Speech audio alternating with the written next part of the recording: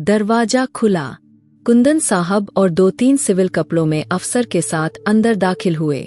अंदर आते ही सबने बाकायदा सलूट किया, जबकि उसने हल्का सा सर हिलाकर जवाब दिया।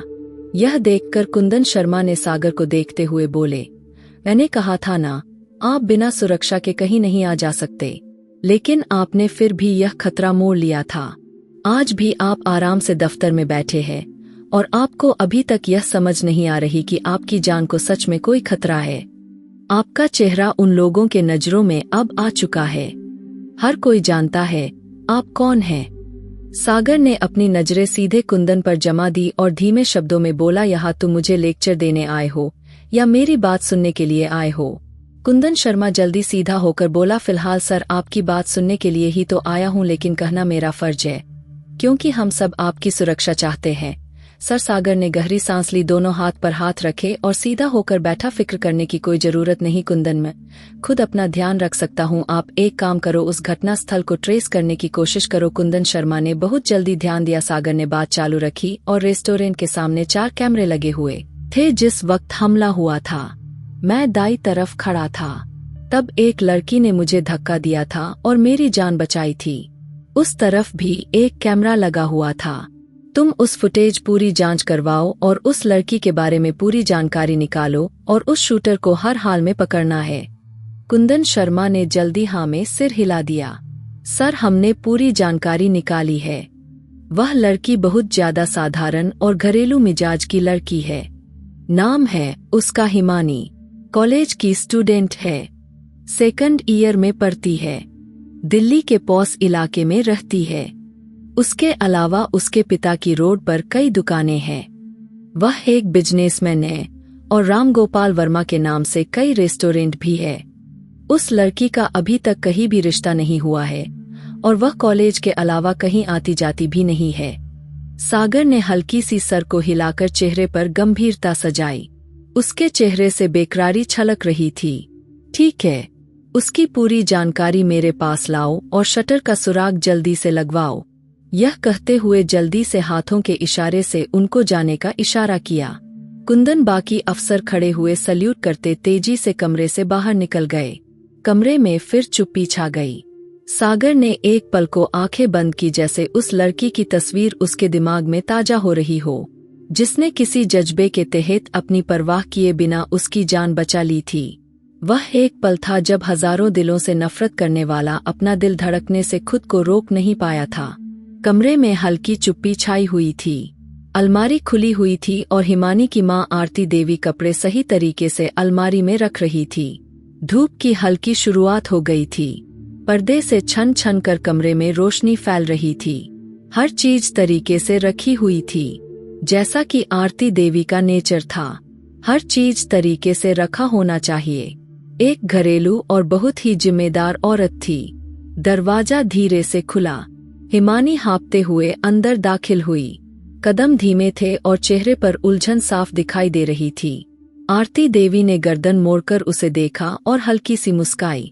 बोली, क्या हुआ? तुम्हें भूख लगी है? मैं तो अभी रोटी बनाने जा रही थी। हिमानी कुछ कहे बिना उनके करीब आकर खड़ी हो गई। 2-3 पल बीते थे। माँ अभी अलमारी में कपड़े रख ही रही थी। फिर हिमानी धीमी आवाज में बोली, मम्मी, मुझे आपसे थोड़ी बात करनी है। क्या थोड़ा वक्त मिल सकता है? आरती देवी ने एक नजर उस पर डाली। हाथ कपड़े पर रुके लेकिन चेहरे का कोई असर नहीं बदला। हाँ कहो, क्या हुआ? उनका शब्द बिल्कुल नॉर्मल था। नजरें झुकी और कुछ पल चुप रही। फिर हिम्मत करके बोली, वैसे पापा ने लव से शादी के लिए मना क्यों किया? कोई खास वजह? उन्होंने अलमारी का दरवाजा बंद किया और गहरी सांस लेकर कुर्सी पर बैठकर कहा, हाँ, मैंने ही मना करवा दिया था। हिमानी ने चौंक कर माँ की तरफ देखा। आपने क्यों मना करवाया मम्मी? उन्होंने बड़ी गंभीरता से जवाब दिया था, मुझे तुम्हारी वह आंटी बिल्कुल भी पसंद नहीं है। एक लालची औरत है। हर बात में फायदा ढूंढ लेती है और लोगों को इस्तेमाल करने की उसकी आदत है। और जहां तक लव की बात है, वह भी उसकी ही परछाई लगता है। माँ बेटे दोनों एक जैसे हैं। मेरा दिल तसल्ली में नहीं हो रहा था। इस रिश्ते से इसलिए मना कर दिया बेटा। हिमानी ने एक अभरी मगर जुबान से कुछ ना निकाला। आरती देवी ने उसे देखा और ज्यादा बोली नहीं। तुम्हें भी ज्यादा सोचने की जरूरत नहीं है। तुम जाओ अपनी पढ़ाई पर ध्यान दो। तुम्हारी कदनमाला या और कोई तुमसे कुछ कहे तो साफ कह देना, यह मेरे घर वालों की समस्या है, इसमें मेरा कोई रोल नहीं है। हिमानी ने हल्का सा सर हिला दिया। मम्मी, उसके होठों पर धीमी सी मुस्कुराहट थी, लेकिन आंखों में नमी और दिल में उदासी थी। वह चुप से पलटी और कमरे में बाहर निकल गई। इरादा कुछ और था, दिल की बात कहने की, माँ को अपनी पसंद बताने का, लेकिन शब्द गले में ही अटक गए थे। जैसे हमेशा की तरह आज भी वह खुद को रोक गई थी। शाम की धूप अब मध्यम पड़ चुकी थी। गली में हल्की हल्की ठंडी हवा चल रही थी। आसमान हल्के सुनहरी रंग में लिपटा हुआ था। रामगोपाल साहब के घर के बाहर एक गाड़ी आकर रुकी थी। गाड़ी में से एक बड़ी हैंडसम रोबदार ब्लैक 3 पीस में हल्की सी खुशबू और चलने के अंदाज में एक खास तरह का स्टाइल और हिम्मत। दरवाजे पर किसी की आहट हुई। आरती देवी ने दरवाजा खोला। उनके चेहरे पर मामूली सी नरमी थी, मगर सामने खड़े आदमी को देखकर वह पल भर को हैरान रह गई थी। जी कौन? उन्होंने पूछा। सामने खड़े सागर ने नरमी से मगर मजबूत शब्दों में जवाब दिया। मुझे रामगोपाल साहब से बात करनी है। मैं सागर हूँ, बिजनेसमैन, फिलिप्स कंपनी का मालिक। मेरा नाम सुना होगा आपने। आरती देवी ने बेकाबू होते बोली। जी हाँ, सुना है। अंदर आ जाइए। वह जल्दी दरवाजे से हट गई और सागर को आंगन में ले आई। वह बहुत हैरान थी। सागर के लिए उनके मन में बहुत रिस्पेक्ट और हैरानी दोनों झलक रही थी। कुछ पल बाद राम गोपाल अंदर आए। उनके पीछे आरती देवी और साथ ही बरका देवी भी थी, जो थोड़ी देर पहले ही शायद वह भी राम गोपाल से मिलने के लिए आई हुई थी। बरखा देवी का चेहरा अभी तक गुस्से से भरा हुआ था, लेकिन सागर को देखकर उनका रंग ही उड़ गया था। सागर ने बड़े रिस्पेक्ट भरे अंदाज में खड़े होकर रामगोपाल से हाथ मिलाया था। रामगोपाल कुछ चौंक कर बोले, जी बोलिए, आपको कोई काम था? आप मेरे घर? सागर ने एक पल गहरी सांस ली और जिस काम के लिए आया था उस पर ध्यान दिया। उनकी आंखों में देखते हुए बोला, देखिए सर, मैं बात को घुमाऊंगा नहीं, सीधी बात करूंगा। मैं एक मशहूर बिजनेसमैन हूँ, आप शायद जानते भी हैं। रामगोपाल जल्दी बोले, जी आपको कौन नहीं जानता। मैं सच में बहुत हैरान हूँ कि आप मेरे घर आए। सागर ने उनकी बात पूरी होने से पहले आराम से बात आगे बढ़ाई। असल में मैं आपकी बेटी के लिए रिश्ता लेकर आया हूँ। मुझे मालूम है, यह सुनकर आप हैरान होंगे और शायद यह भी सोच रहे हो कि मेरी उम्र आपकी बेटी से 9 या 10 साल बड़ी होगी, लेकिन मैं वादा करता हूँ उसे खुश रखूंगा, इज्जत दूंगा और जिंदगी का हर सुख आराम दूंगा। आरती देवी ने मुंह खोलकर एक दूसरे की तरफ देखा। हैरानी परेशानी एक साथ उनके चेहरे पर दिखाई देने लगी। रामगोपाल ने नजरें झुकाकर कुछ पल चुप्पी साध ली थी। बरखा देवी का तो मुंह खुला का खुला ही रह गया था, जैसे शब्द ही साथ छोड़ गए हो। रामगोपाल ने एक नजर अपनी पत्नी पर डाली, फिर बरखा देवी के बदलते असर देखे और फिर दोबारा सागर को देखा, जैसे अब फैसला करना बाकी था। आंगन के हवा में एक बोझल चुप्पी सवार हो गई थी। सागर की बात पूरी होने से पहले बरखा देवी जैसे होश में आई। चेहरे का गुस्सा शब्दों में कड़वाहट जल्दी बोली, अभी तो आपने मुझे कहा था हिमानी की शादी नहीं करेंगे क्योंकि वह अभी छोटी है, पर रही है। अब आप इन्हें भी मना करे अभी के अभी और निकालिए इस आदमी को यहाँ से। सागर ने जल्दी आंखें छोटी करके उन्हें देखा, चुपती शब्दों में बोला, एक्सक्यूज मी, तुम्हारा दिमाग ठीक है? आप क्या बोल रही है? अब रामगोपाल कुर्सी से थोड़ा आगे झुके और नापसंदी से बोल उठे, तमीज से बात करो, वह मेरी दोस्त की पत्नी है।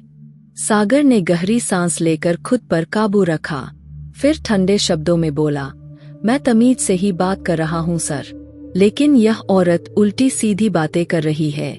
मैं आपसे बात कर रहा हूँ और आपकी बेटी मुझे पसंद है, उसके लिए रिश्ता लेकर आया हूँ। यह औरत बीच में क्यों बोल रही है? आरती देवी ने नरमी से बात को संभालने की कोशिश की। अरे बेटा, यह आंटी है, मेरी बेटी की आप फिक्र ना करें, हम आपसे खुद बात करेंगे। मगर रामगोपाल ने हाथ उठाकर आरती देवी को चुप रहने का इशारा किया। एक सेकंड। आपने मेरे घर आए मेहमान से जिस शब्दों में बात की है वह बर्दाश्त के लायक नहीं है। अगर आप मेरे पास रिश्ता लेने आए हैं तो इसका मतलब है कि आप मेरे पूरे परिवार से, मेरे दोस्त यार से रिश्ता मांग रहे हैं। उनके शब्दों में अब थोड़ी सी कड़वाहट शामिल हो गई थी। नहीं देनी मुझे अपनी बेटी, चले जाइए आप यहाँ से। आपको बिल्कुल भी तमीज नहीं है बात करने की। सागर ने आंखों में हैरानी और गुस्से का मिलाजुला असर लिए रामगोपाल को देखा। क्या हो गया आपको सर? मैंने कोई बदतमीजी नहीं की है, मैं सिर्फ इतना कहना चाह रहा हूँ। वह बात पूरी करता इससे पहले बरखा देवी फिर से बीच में बोल पड़ी थी। समझ नहीं आ रहा तुम्हें, जाओ यहाँ से जल्दी। सागर ने तीखी और तेज शब्दों में उनकी तरफ देखा। चुप रहिए आप, मैं आपसे बात नहीं कर रहा। उसका अंदाजा सख्त गुस्से में था। बात तो पूरी होने से पहले ही रामगोपाल उठकर खड़े हो गए। आंखों में नाराजगी थी। जाओ यहाँ से, नहीं देनी मुझे अपनी बेटी आपको। अब तुम मेरे घर में खड़े होकर मेरे ही घर आए मेहमान और बेटी को इस तरह से ट्रीट करोगे? तुम्हें क्या लगता है तुम जैसे आदमी को अपनी बेटी दूंगा? सागर कुछ पल उन सबको देखता रहा, गहरी सांस ली और फिर ठंडे शब्दों में बोला, गलती कर रहे हैं आप रामगोपाल जी। यह औरत आपको डस लेगी और जिस तरीके से आपने मेरी आव भगत की है उसका हर्जाना आपको जरूर भुगतना पड़ेगा। रामगोपाल ने हाथ के इशारे से दरवाजे की तरफ इशारा किया। आप जाओ यहाँ से जल्दी। सागर ने एक नजर पूरी उस जगह पर डाली, कोई भी शब्द कहे बिना पलटा और लंबे कदमों से दरवाजे की तरफ बढ़ गया। पीछे आंगन में बिल्कुल चुप्पी का तूफान छा चुका था। प्रिंसिपल ऑफिस के हवा हमेशा की तरह चुप और बिल्कुल सन्नाटे में था। सोफे पर टांग रखे काले कपड़ों में सागर बड़े तसल्ली भरे अंदाज में बैठा था। उसकी नजरें सामने मौजूद फाइल पर थी, मगर चेहरे पर एक गहरी गंभीरता छाई हुई थी। दरवाजे पर हल्की सी किसी की आने की आहट हुई। प्रिंसिपल मैडम ने सर उठाया। अंदर आ जाइए, दरवाजा खुला है। हिमानी अंदर दाखिल हुई। वह क्रीम कलर के सूट पहने, बैग कंधे से लटकाए हुए, वह नपे तुले कदमों से चलती हुई प्रिंसिपल के चेयर तक पहुंची थी। गुड मॉर्निंग मैडम, आपने बुलाया? प्रिंसिपल ने बगैर किसी असर से हल्का सा सर हिलाया, सामने सोफे की तरफ इशारा किया। मैंने नहीं, सर ने बुलाया है आपको, आपसे बात करनी है उन्हें। हिमानी ने गर्दन मोड़कर देखा तो उस पर बैठे सागर को देखकर वह एक पल को बिल्कुल सुन रह गई। चेहरे पर हैरानी का साया था, मगर खुद पर काबू पाते हुए वह पलटी। सागर गंभीर शब्दों में बोला, बैठिए मैडम जी, मुझे आपसे कुछ बात करनी है। वह उलझी हुई नजरों से बोली, जी सर कहिए, मैं सुन रही हूँ, लेकिन यह प्रिंसिपल ऑफिस है, यहाँ स्टूडेंट को बैठने की परमिशन नहीं होती। सागर ने नजरें उसकी तरफ मोड़ ली, सुकून से जवाब दिया, आप स्टूडेंट के साथ साथ अब कुछ और भी है, बैठ जाइए। हिमानी ने एक नजर प्रिंसिपल को देखा जो अब बिल्कुल चुप से फाइल में बिजी थी। वह झिझकते हुए बैठी। सागर ने सीधा उसके आंखों में देखकर कहा, कल रात मैं आपके पापा से मिला था। कल बहुत बेइज्जती के साथ उन्होंने मुझे अपने घर से निकाल दिया था, सिर्फ इसलिए कि आपकी आंटी को मेरी बात नापसंद हुई थी। हिमानी का चेहरा बहुत ज्यादा डरा हुआ था। लेकिन मैं सीधी बात करता हूँ हिमानी, मैं आपसे शादी करना चाहता हूँ। बात पूरी करता उससे पहले कि हिमानी हड़बड़ा कर खड़ी हुई। अगर पापा ने मना कर दिया है तो फिर मेरी तरफ से भी मना है, यह कहकर वह जाने को मुड़ी। लेकिन सागर ने झिझकते हुए उसकी कलाई को थाम ली। बैठो, मेरी बात अभी खत्म नहीं हुई है। बिना परमिशन तुम यहाँ से जा नहीं सकती। हिमानी ने घबराकर उसे देखा। आंखों में उलझन, डर, हैरानी एक साथ सिमटे थे। सागर नरम मगर मजबूत शब्दों में बोला, तुम्हारे पापा की पूरी जानकारी मेरे पास है। वे कभी तुम्हारी शादी नहीं करने देंगे। उसमें फैसला लेने की हिम्मत नहीं। उनके हर फैसले में कोई ना कोई रुकावट होती है।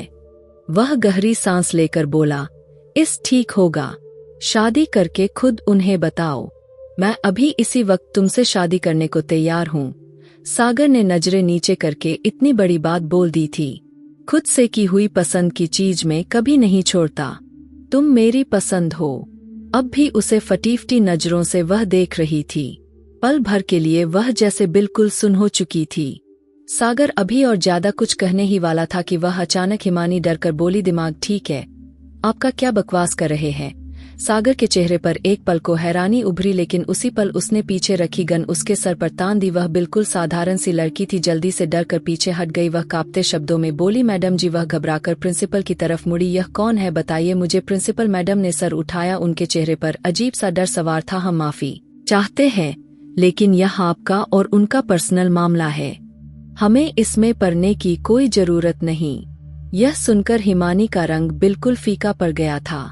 वह डर की निगाहों से सागर को देखने लगी, जिसका अंदाजा अब पूरा उसे डराने के लिए ही बैठा था। बैठ जाओ, नरमी से मगर दबाव से बोला। बात पूरी होने दो। मैं पागल नहीं हूँ, मारूंगा नहीं तुम्हें, लेकिन अगर तुमने कोई भी गलत कदम उठाने की हिम्मत की तुम अभी खत्म कर दूंगा तुम्हें। सागर साहब, आपको अंदाजा भी है आपकी बात कितनी अजीब है? वे कांपते शब्दों में बोली, पापा ने मना कर दिया तो अब क्या रह गया है? इसका मतलब यह तो नहीं कि आप मुझे मजबूर करें। मैं मजबूर नहीं कर रहा। वे बात काटकर गंभीरता से बोला, तुम्हें एक हकीकत से मिलवा रहा हूँ। तुम्हारा बाप कभी तुम्हारी शादी अपनी मर्जी से नहीं करेगा, ना तुम्हारी आंटी ऐसा होने देगी। तुम इसी तरह उनके फैसले पर लटकी रह जाओगी और तुम्हारे पिता तुम्हारी शादी जबरदस्ती कहीं और तय कर देंगे। मैं तुम्हें अपनी पत्नी बनाना चाहता हूँ, इज्जत से। ना कोई दबाव है, ना जबरदस्ती। हाँ, मेरी मोहब्बत जरूर हो, क्योंकि जिस चीज को मैं अपनी समझ लूँ उसे इतनी आसानी से नहीं छोड़ूंगा। अगर चाहती हो कि मैं तुम्हारे पिता के मार्केट को आग लगाकर ना जलाऊं तो अभी के अभी हाँ बोलो। बंदूक उसके कनपटी पर रखी हुई थी। उसने भीगी आंखों से उस जालिम इंसान को देखा था, फिर रोते हुए सर झुका गई थी। प्रिंसिपल ऑफिस में ही उसकी शादी तय करवा दी। वह ना चाहते हुए भी उस दरिंदे के हाथ लग चुकी थी। उस वक्त वह सागर उसे एक दरिंदा ही लग रहा था, जिसकी जिंदगी बचाकर उसने अपने ही पैरों पर कुल्हाड़ी मार ली थी और अपनी जिंदगी की सबसे बड़ी गलती कर बैठी थी। वह इसलिए सीधा रामगोपाल के घर गया था। दरवाजे पर जैसे ही आहट हुई, आरती देवी ने किचन से आकर दरवाजा खोला। सामने हिमानी को देखकर एक पल को हैरान रह गई। माथे पर सिंदूर, गले में जयमाला। अरे बेटा, इस वक्त तुम कॉलेज में थी ना? यह क्या पहन रखा है और माथे पर यह क्या लगा रखा है? हिमानी का चेहरा आंसुओं से भीगा हुआ था। वह एकदम माँ के गले लग गई। मम्मी सिर्फ इतना ही कह पाई थी, बाकी सब सिसकियों में छुप कर रह गया था। आरती देवी परेशानी से उसे थामे खड़ी रह गई। क्या हुआ बेटी, कोई परेशानी हुई है? कुछ बोलो तो सही। अभी वह कुछ समझने की कोशिश कर रही थी कि पीछे से दरवाजे पर मौजूद कदमों की चाप और गहरी आवाज ने उन्हें चौंका कर रख दिया था।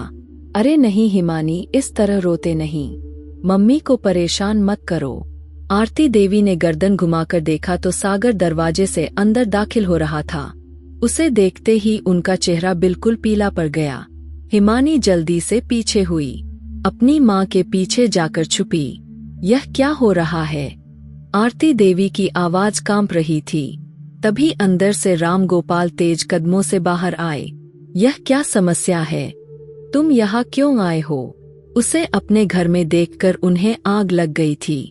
सागर कदम धीरे धीरे बढ़ाते हुए बेपरवाह अंदाज में मुस्कुराया और बोला, अरे सर, आप रिलैक्स हो जाइए, ऐसा कुछ भी नहीं हुआ। ससुर जी, कोई समस्या नहीं, मैं आपकी बेटी को छोड़ने आया हूँ। रामगोपाल के चेहरे के असर पल भर में बदलते जा रहे थे। क्या मतलब तुम्हारा? सागर ने अपने जेब से कागज निकालकर मैच पर रखते हुए बड़े रोबदार शब्दों में बोला, मत बिल्कुल साफ है। हम दोनों ने शादी कर ली है। यह रहे शादी के कागज। हमने कानूनी तौर से भी शादी कर ली है और धार्मिक तरीके से भी शादी कर ली है। आरती देवी ने आंखें फाड़कर कागज की तरफ देखा। हिमानी माँ के पीछे खड़ी रही, जैसे अपनी बेटी को खुद से छुपा रही हो। रामगोपाल आगे बढ़े। सागर के कॉलर के तरफ हाथ बढ़ाया ही था कि जल्दी से पीछे हटा और गुस्से वाली शब्द में बोला, अरे यह गलती सोचकर भी मत करना। रामगोपाल जी, मैं कोई आम लड़का नहीं हूँ, बहुत खतरनाक इंसान हूँ। मुझे मजबूर ना करें। कमरे में सन्नाटा छा गया। आरती देवी ने बेटी की तरफ देखा जो सर झुकाए कांप रही थी। सागर ने एक निगाह उस पर डाली और नरमी से मगर गहरी आवाज में बोला, और तुम लड़की अपना ख्याल रखना। अब तुम सिर्फ अपने माँ बाप की जिम्मेदारी नहीं हो, मेरी धर्मपत्नी भी हो और मेरी अमानत हो, और मेरी अमानत में खयानत नहीं होनी चाहिए। यह कहकर वह आखिरी नजर सब पर डाले बिना दरवाजे की तरफ पलटा और धीरे से दरवाजा बंद करता चला गया। पीछे पूरा घर जैसे पत्थर का बन गया हो। आरती देवी शक में बैठी बेटी को देखती रही। रामगोपाल ने चुप्पी से कागज उठाकर हाथ में लिए और उसी पल ही मानी। यह सब बर्दाश्त न करते हुए जमीन पर गिरकर बेहोश हो गई थी। वह दोनों पति पत्नी अपनी बेटी की तरफ भागे थे। एक हफ्ते के बाद रेस्टोरेंट की भीड़ में वह एक आदमी के साथ कोने में सर झुकाए बैठी थी। हाथों की उंगलियां एक दूसरे में फंसी हुई थी। चेहरे पर घबराहट साफ दिखाई दे रहे थे। शादी को पूरा एक हफ्ता बीत चुका था। यह खबर अब पूरे परिवार में फैल चुकी थी। आज दोपहर से लव का फोन आया था। वह उससे बात करना चाहता है। वह समझी शायद कोई वैसी ही बात हो या अफसोस, मगर दिल बेचैन था। कुछ पल के बाद लव रेस्टोरेंट के दरवाजे पर सफेद कोट पट में तेज कदमों से चलता हुआ उसके मेज तक आया था। उसका हालचाल पूछा और बैठ गया।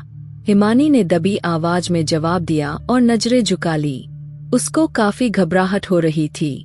उसने गहरी सांस ली और बिल्कुल गंभीर शब्दों में बोला, हैरानी की बात है, शादी हो गई तुम्हारी, वह भी कॉलेज में बैठकर सबके सामने। तुमने रोका क्यों नहीं, मना क्यों नहीं किया? वैसे ना जाने क्यों मुझे इस कहानी में झोर लगता है। हिमानी ने नजर ऊपर उठाई और थके हुए शब्दों में बोली, उसने मेरे सर पर बंदूक रखी थी, धमकी दी थी अगर मना किया तो पापा को मार डालेगा। अगर कुछ भी ऐसा होता तो मैं जिंदा नहीं रह पाती, इसलिए चुप से हाँ करती थी। मैं बंदूक के सामने मजबूर हो गई थी। लव गुस्से की हंसी के साथ बोला, ओहो, तो यह एक कुर्बानी थी। अब तुमने बहुत बड़ी कुर्बानी दी है। यह तो अजीब बात है। हिमानी घबरा गई। कुछ कहने वाली थी कि लव ने उसका हाथ थाम लिया। वह चौंक कर पीछे हुई, लेकिन उसने बात चालू रखी। जानती हो मैंने तुम्हें यहाँ क्यों बुलाया है? तुम्हें यह समझाने के लिए कि तुमने बहुत बड़ी गलती की है, लेकिन अभी भी वक्त है, एक रास्ता है। हिमानी ने चुपके से उसकी तरफ देखा। तुम मेरे साथ संबंध बना लो, हम सबको बता देंगे कि तुम प्रेग्नेंट हो गई हो। फिर तुम सागर से डिवोर्स ले लोगी और मुझसे शादी करोगी। मेरी माँ की भी यही इच्छा पूरी हो जाएगी। तुम्हें भी तुम्हारी मोहब्बत मिल जाएगी जो तुमने कभी चाही थी। हिमानी का चेहरा गुस्से में बदल गया था। लव, आप क्या कह रहे हैं? ऐसी बातें करके आप मेरी नजरों में और भी गिर गए हैं। मैं आपसे मोहब्बत करती थी, लेकिन इसका मतलब यह बिल्कुल भी नहीं है कि मैं अपना इज्जत दांव पर लगा दूं। वह बड़ी हैरान होकर बोली थी। वह साधारण लड़की जरूर थी, लेकिन बेवकूफ नहीं थी। लव कुछ और बोलने ही वाला था कि हिमानी की आंखों में नमी साफ नजर आ रही थी। मुझे शर्म आती है आपको अपनी मोहब्बत कहते हुए। जो आदमी ऐसी बातें सोच सकता है, वह मोहब्बत के काबिल नहीं हो सकता। लव थोड़ा जल गया था। क्या गलत है इसमें? मैं तुम्हें हासिल करना चाहता हूँ, तुम भी चाहती हो, तो क्या बुराई है? तभी एक कुर्सी की चीखने की आवाज सुनाई दी और सागर चुपके से उनके साथ वाली कुर्सी खींचकर बैठ गया। हिमानी और लव दोनों जैसे बिल्कुल सुन्न हो गए थे। पल भर के लिए हवा में घबराहट फैल गई थी। सागर ने लव की तरफ देखा। चेहरे पर वही गंभीरता थी, मगर आंखों में एक अजीब ठंडक, जैसे तूफान से पहले चुप्पी की होती है। आप लोगों की बात पूरी हो गई हो तो मैं भी कुछ कहूँ?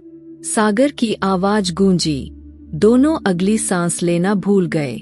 सागर ने लव की तरफ देखा। चेहरे पर गुस्सा था, आवाज में जहर छुपा हुआ था।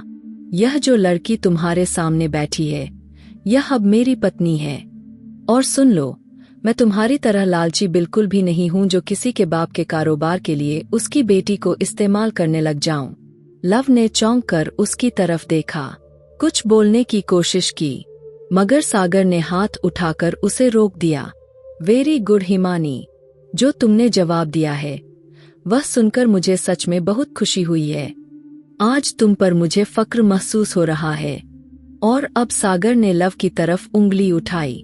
यहाँ से दफा हो रहे हो या मैं गार्ड को बुलवाकर तुम्हारी अच्छी खासी खाती करवाऊं। लव का रंग एकदम सफेद पड़ गया था।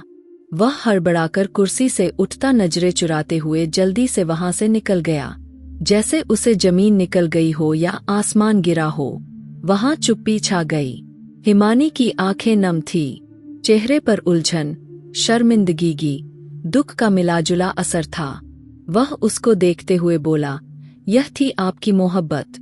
कुछ पल वह चुप रही, फिर नजरें चुराते हुए बोली, मैं उसको पसंद करती थी, लेकिन मुझे नहीं मालूम था वह इतना घटिया बात करेगा।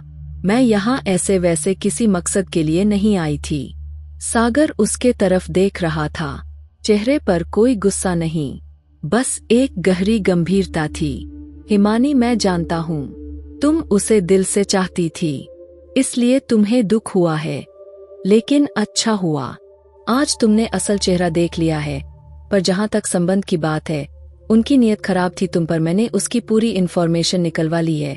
तुम्हारे पिता की मार्केट पर नजर है, उसकी तुम बस एक मोहरा थी। हिमानी ने धीरे से सर हिलाया, आंखों से आंसू बहने लगे और चेहरा छुपाने की कोशिश करने लगी। सागर नरम शब्दों में बोला, खैर एक बात कहना चाहता हूँ, विदाई की तुम्हारे पापा से करना चाहता हूँ, तुम्हारी मर्जी है तो बताओ, कोई ऐतराज तो नहीं है तुम्हें? वह कुछ बोल नहीं पाई, सिर्फ रोती हुई आंखों में डर और उलझन, मोहब्बत में धोखा खाई हुई थी, जैसे शब्द उसके गले में अटक चुके हो। सागर ने गहरी सांस ली, उसका चेहरा थोड़ा नरम हुआ। वह अपनी जगह से उठा, उसके करीब आया और धीरे से बोला, चलो उठो यहाँ से, ज्यादा देर रुकना यहाँ मेरे और तुम्हारे लिए अच्छी बात नहीं है। हिमानी ने उसे देखा, आंखों में सवाल थे, लेकिन जुबान बिल्कुल चुप थी। उसके साथ खड़ी हो गई, कदमों में हिचकिचाहट थी, लेकिन उसके साथ चलने लगी। वह उसे लिए रामगोपाल के घर की तरफ बढ़ा था। आंगन की हवा में एक गहरी गंभीरता छाई हुई थी। हिमानी बिल्कुल चुप से सागर के साथ खड़ी थी, नजरें बार बार दरवाजे की तरफ जा रही थी। सागर की आंखों में एक ठोस मोहब्बत था। वह बारी बारी अपनी उंगलियां मोड़ रहा था। कुछ पल बाद दरवाजा खुला। रामगोपाल आरती देवी के साथ अंदर दाखिल हुए। हिमानी ने नजरें झुका ली, जबकि सागर ने जल्दी से उन दोनों के पैर छुए और बड़े प्यारे अंदाज में खड़ा हो गया। उसकी इस तरह की रिएक्ट देखकर उसकी आवाज में अजीब सा ठहराव और प्यार था। आज फिर आपकी बेटी को छोड़ने आया हूँ, लेकिन इस बार सिर्फ छोड़ने नहीं, एक अपील करनी है आप लोगों से। रामगोपाल के चेहरे पर नरमी और हैरानी के दोनों असर थे, लेकिन वह चुप रहे। सागर ने एक गहरी सांस ली और फिर अचानक घुटनों के बल उनके सामने बैठ गया। आरती देवी ने जल्दी अपने पति के तरफ देखा, जबकि हिमानी के पलकें कांपने लगी थी। मैं हाथ जोड़कर आपसे अपील करता हूँ, मैं आपकी बेटी का हाथ मांगने आया हूँ। उसकी आवाज कांप रही थी, लेकिन मोहब्बत ही मोहब्बत दिखाई दे रहा था। मुझे शब्द नहीं मिल रहे, मैं कैसे बोलूं कि आपकी बेटी से मैं कितनी मोहब्बत करता हूँ। मेरी जिंदगी का सुकून है। प्लीज प्लीज मुझे सिर्फ अपनी पत्नी का साथ चाहिए। मैं वादा करता हूँ उसे कभी रोने नहीं दूंगा, कभी उस पर बोझ नहीं बनूंगा। वह और ज्यादा कुछ कहने वाला था कि अचानक हिमानी की आवाज उभरी, धीमी लेकिन मजबूत। मम्मी, मैंने हमेशा आपके फैसलों पर अपना सर झुकाया। बचपन से लेकर आज तक कभी जुबान नहीं खोली। आपने जिससे मांगनी की, जिससे रिश्ता जोड़ा, सब मान लिया। लेकिन आज मैं आपसे यह खुद हाथ जोड़कर कहती हूँ कि सागर की बात को स्वीकार कर ले। मुझे मालूम है मैंने गलत आदमी पर भरोसा किया, लेकिन जब जान चुकी हूँ कि सही कौन है। वह टूटी हुई थी, उसको सहारा चाहिए था। उसके शब्द में नरमी थी, लेकिन आंखों में सच्चाई की चमक थी। रामगोपाल ने बेटी की तरफ देखा, आंखों में नरमी थी लेकिन चेहरे सब थे। फिर धीरे से सागर की तरफ ध्यान दिए और गहरी आवाज में बोले, मेरी बेटी की आंखों में अगर एक भी आंसू आया तो मैं तुम्हें कभी नहीं छोड़ूंगा। उसे तकलीफ दी तो मैं तुम्हें खुद से भी छीन लूंगा। सागर जल्दी खड़ा हुआ, आंखों में खुशी के आंसू चमकने लगे। अब बस मुझ पर भरोसा रखो सर, आपने जो खजाना मेरे हवाले किया है वह मेरी जिंदगी है और मेरी जिंदगी की सबसे बड़ी अमानत है। आरती देवी ने आगे बढ़कर बेटी को गले से लगा लिया। रामगोपाल ने सागर के कंधे पर हाथ रखकर हल्की सी मुस्कुराहट दी। अपनी बेटी के सामने माँ बाप हमेशा हार जाते हैं, और धीरे से बोले। सागर ने आगे बढ़कर बड़ी इज्जत से रामगोपाल के पैर छुए, आरती देवी के पैर छुए। हिमानी की तरफ देखकर धीरे से सर झुकाया। हिमानी ने नजरें चुरा ली, लेकिन होठों पर हल्की सी मुस्कुराहट जरूर थी जो सागर की मोहब्बत की गवाही दे रही थी।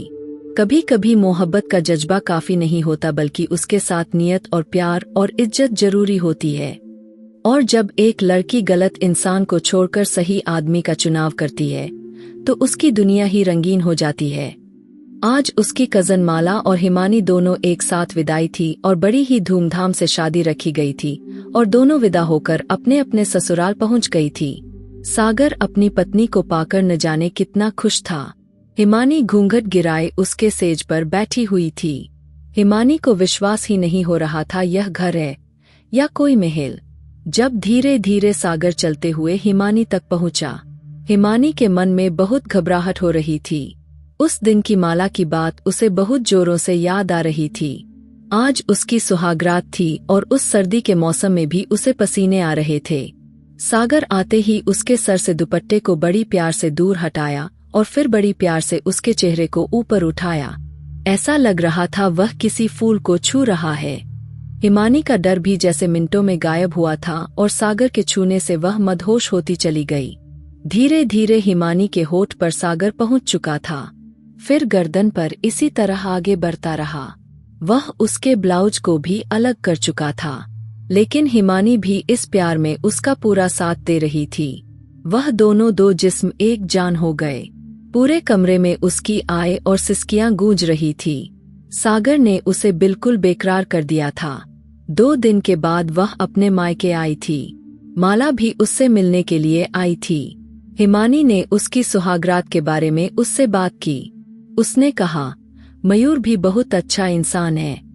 मेरी अभी तक सुहागरात नहीं हुई है, क्योंकि मेरी सुहागरात के दिन ही डेट आ गई थी और मयूर से मैंने माफी मांग ली थी। मयूर 2 दिन मुझे सिर्फ चूमता रहा और देखता रहा। आज मैं यहाँ आ गई हूँ। अभी थोड़ी देर पहले ही मयूर का फोन आया था। मैं अभी आपको लेने आ रहा हूँ, पर मैं क्या बताऊँ हिमानी, मुझे बहुत डर लग रहा है। तुम बताओ तुम्हारे साथ क्या हुआ था? हम तो कब के 2 जिस्म एक जान हो गए हैं। मुझे एक दिन भी सागर ने नहीं छोड़ा।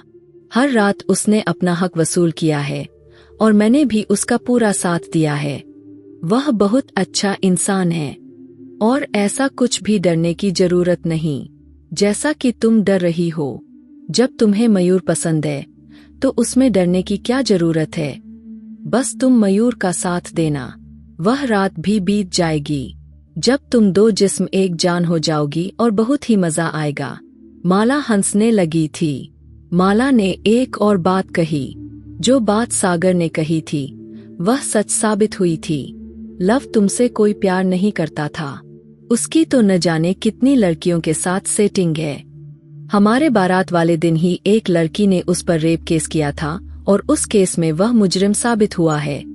अच्छा हुआ जो तुम्हें सागर मिल गया, नहीं तो वह तुम्हारे साथ पूरी जिंदगी चीट करता। भगवान जो भी करता है हमेशा भले के लिए करता है। अगर इंसान अच्छा हो तो भगवान उसके लिए हमेशा अच्छा ही सोचता है। हिमानी ने कहा, माला तुम बिल्कुल सच कहती हो। शायद भगवान ने यह जोड़ी ऊपर से बनाई है, तभी तो मैं अनजाने में सागर तक पहुंच गई। मैं इस बात को पूरे दिल से स्वीकार करती हूँ।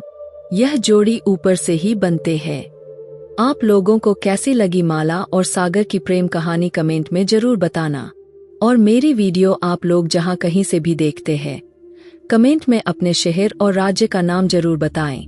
मुझे आप लोगों के कमेंट पढ़ने में बहुत आनंद आता है और उन सभी का मैं बहुत बहुत धन्यवाद करना चाहती हूँ जो लोग मेरी वीडियो को देखते हैं, लाइक करते हैं और शेयर करते हैं। अगर आपको आज की कहानी पसंद आई है तो वीडियो को जरूर लाइक कीजिएगा और अपने दोस्तों के साथ शेयर भी कीजिएगा।